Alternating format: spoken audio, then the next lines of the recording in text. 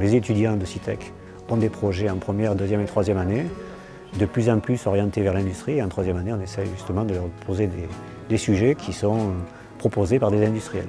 Alors je propose ce qu'on appelle une TLP, c'est-à-dire une plateforme dans laquelle les tendons qui sont fixés au sol, à profondeur de 100 à 200 mètres, on se limite à 200 mètres, attirent le caisson sous la surface de la mer, c'est-à-dire en gros sous 14 mètres de la surface de la mer au repos. À partir de ce moment-là, on est moins perturbé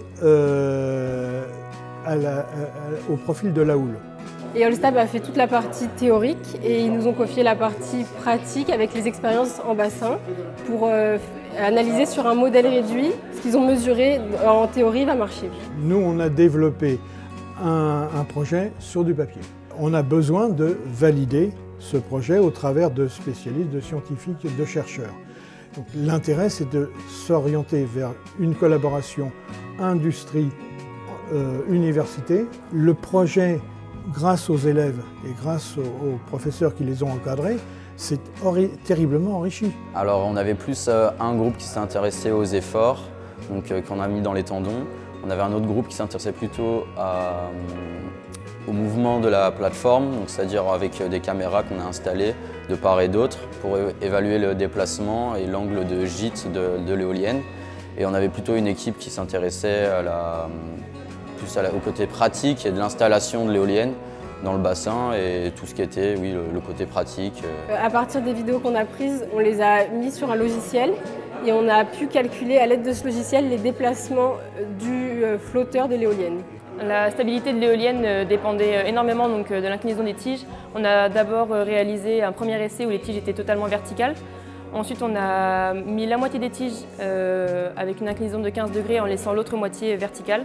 Et on s'est rendu compte que c'était un petit peu plus stable comme ça.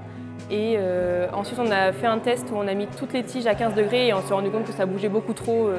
Donc initialement, on avait prévu de faire un troisième essai avec une inclinaison encore plus importante et on a décidé de laisser tomber cet essai-là puisqu'on savait que c'était voué à l'échec au vu des résultats qu'on avait eus au préalable.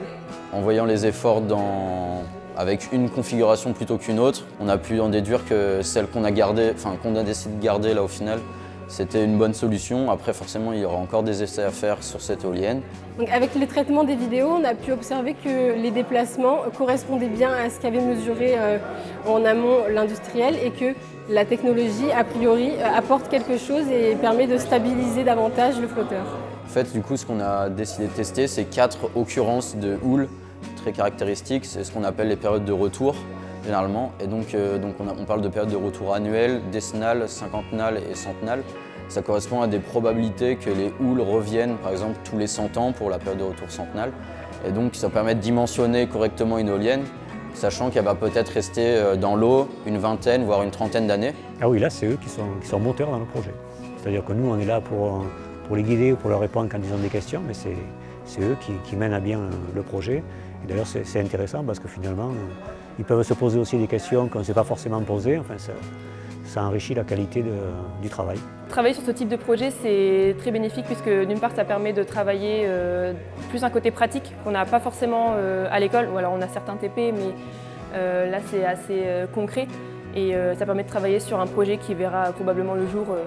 Et ça permet également de se rendre compte des différents problèmes qu'on peut avoir sur le terrain et dans le monde professionnel et donc de pouvoir les anticiper peut-être plus facilement dans notre carrière professionnelle après.